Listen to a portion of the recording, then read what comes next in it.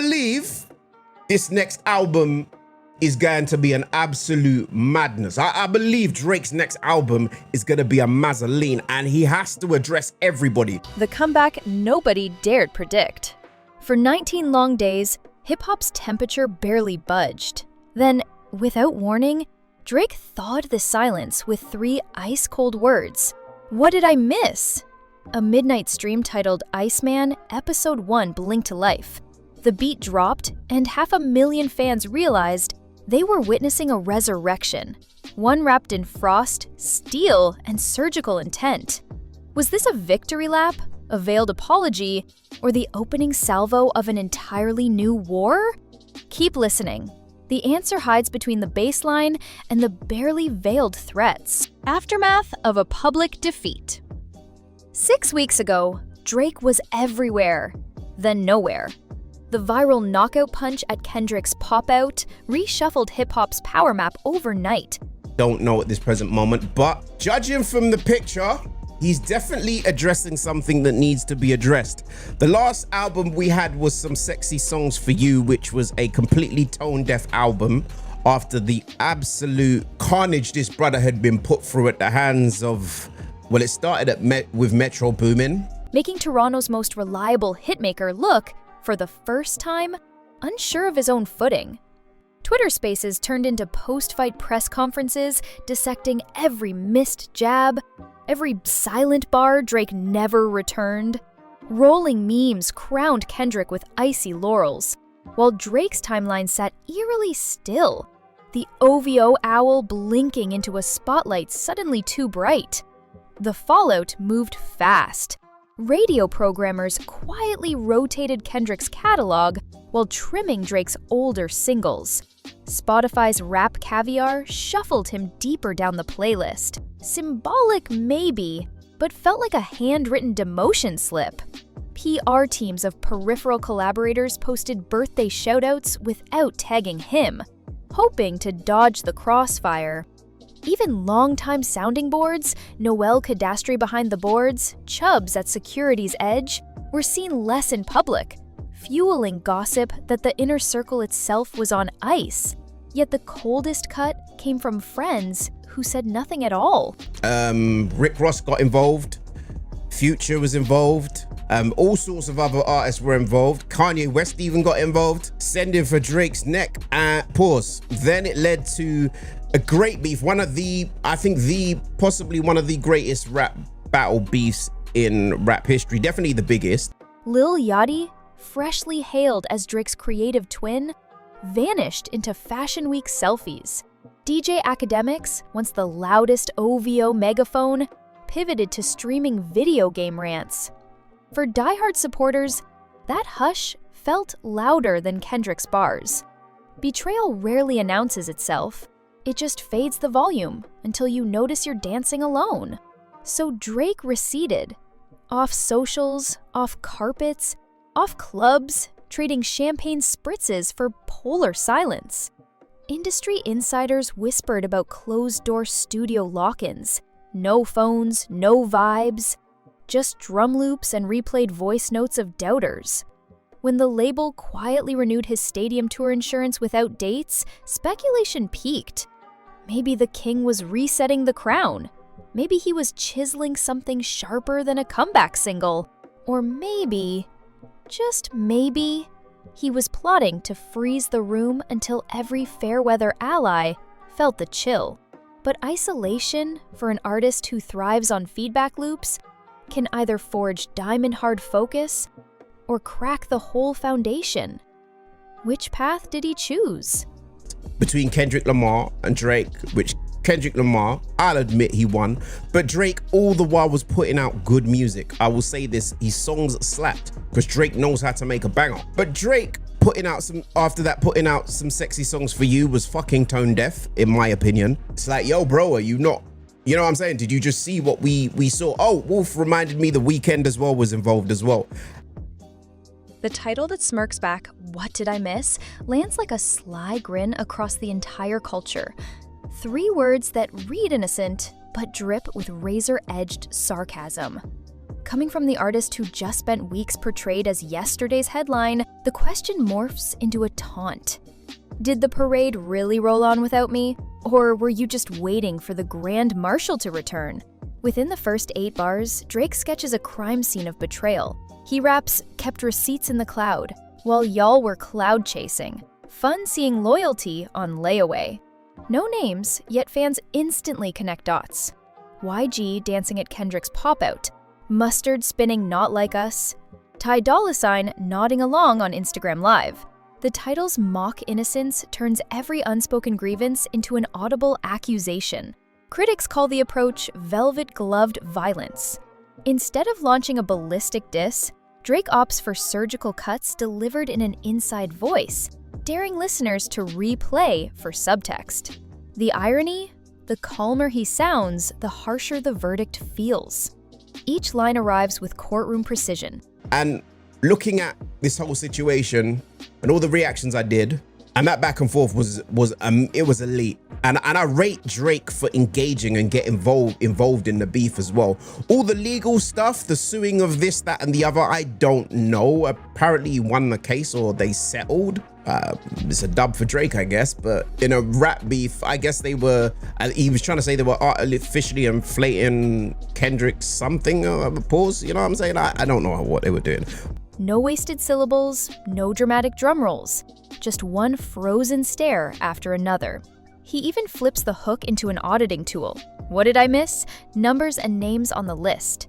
Trending applause for the diss? Cool. Let me bookmark this. The rhyme scheme is sparse by design, leaving negative space where guilt can echo louder than any bass. And by framing every bar as a question, Drake reverses the power dynamic. Now it's the audience, the ex-allies, and the critics scrambling for answers while he watches from the icebox. Yet the title's most brutal twist is chronological. It suggests the real show paused when Drake stepped away, and only now can the timeline resume. If Kendrick's victory lap crowned a new king, Drake's rhetorical shrug snatches attention back without firing a direct shot. Sometimes the simplest question, asked at the most inconvenient moment, can silence an entire celebration. And if a single curious shrug can freeze the room, imagine what happens when episode 2 stops asking and starts naming names. Lyric surgery. Subtle cuts, deep wounds. Drake didn't just write a verse, he built a pressure chamber.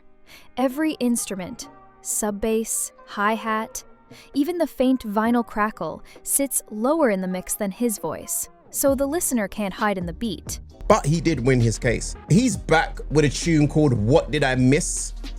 And there are, if you look at the video, there are just guns on the floor. All different guns of different types.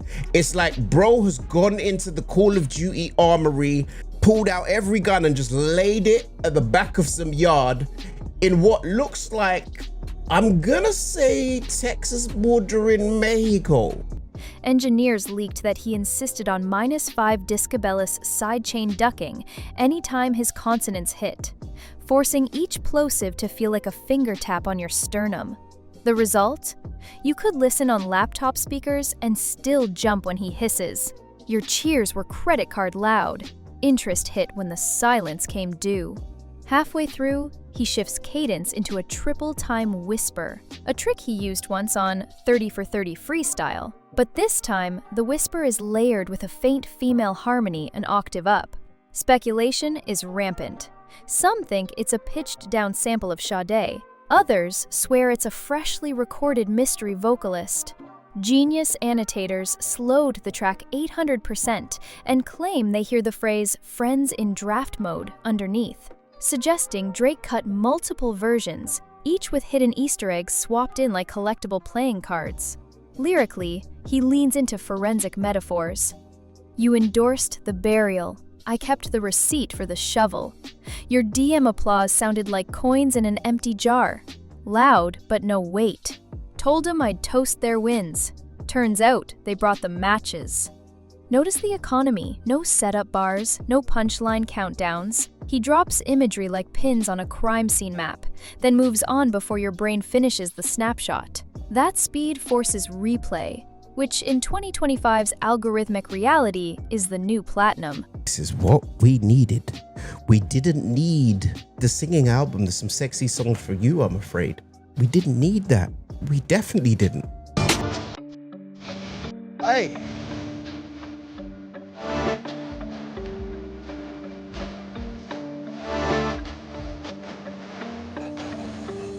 Critics can't agree on intent.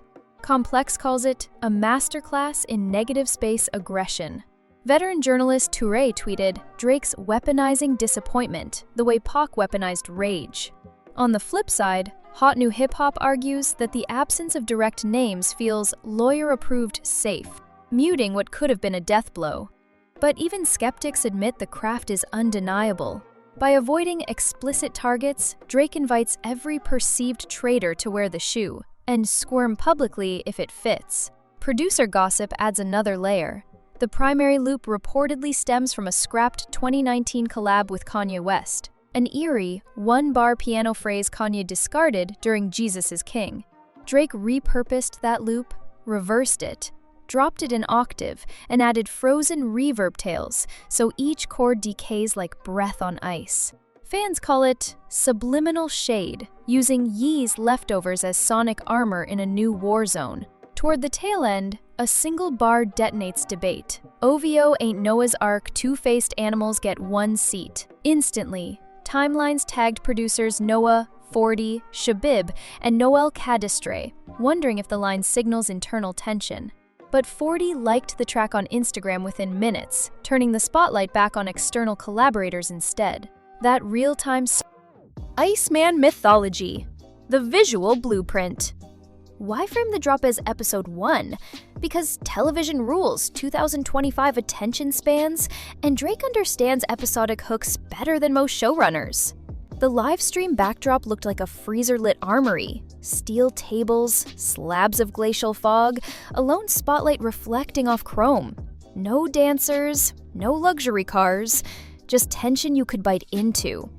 You niggas was standing beside me. Last time I looked to my right, you niggas were standing beside me. I hear betrayal. He was betrayed. He was betrayed. Let's be real.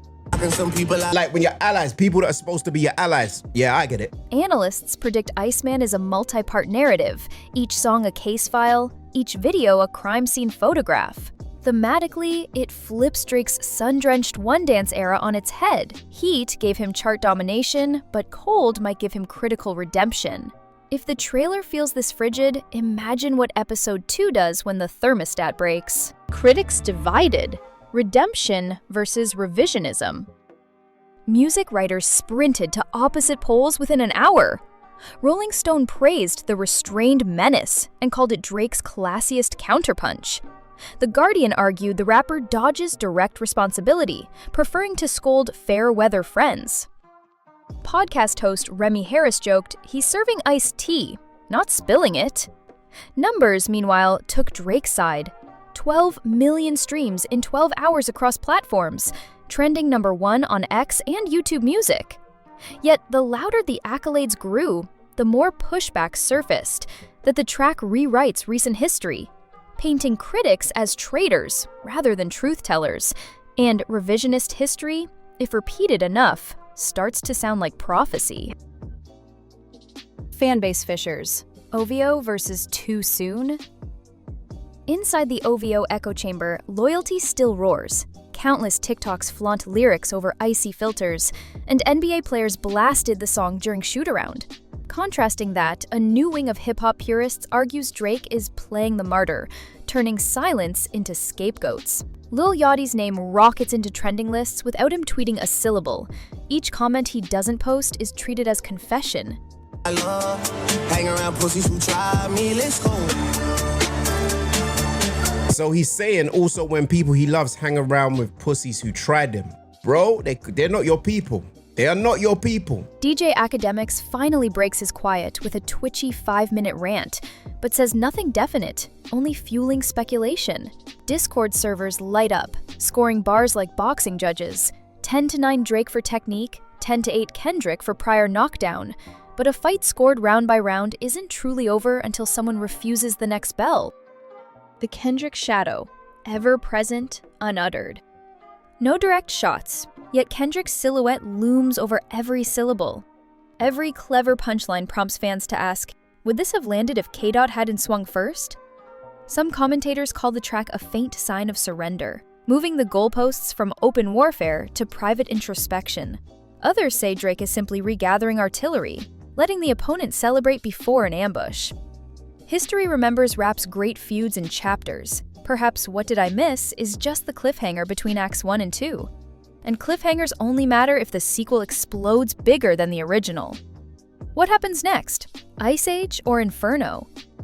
Spotify metadata lists this drop as part of an ICEMAN anthology. Leakers whisper about at least 4 more episodes, each darker, more cinematic, and featuring guest verses from unlikely alliances. If that's true, Drake is pivoting from streaming-era singles to binge-watch arcs, weaponizing suspense the same way prestige TV once revived fading actors. For now, Episode 1 has done its job. It reset the conversation, galvanized supporters, and forced critics to pick sides again. Whether Episode 2 ascends or implodes will decide if this is a renaissance or a last stand clad in designer snow gear. And that's the twisted beauty of Drake's frosty question. What did I miss? Maybe nothing. Maybe everything. But the only way to find out is to tune in before the next sheet of ice cracks and the flood beneath finally roars. The chill that stays. So, did Drake reclaim the throne or merely polish the pedestal? The echoes haven't settled, the shadows haven't spoken, and Iceman's thermometer is still falling. Keep your feed refreshed. The cold front has only begun its crawl across hip-hop's map. When it hits full force, you'll want to say you felt the first gust right here. Until then, stay alert, stay curious, and remember the quietest storms often leave the deepest snow.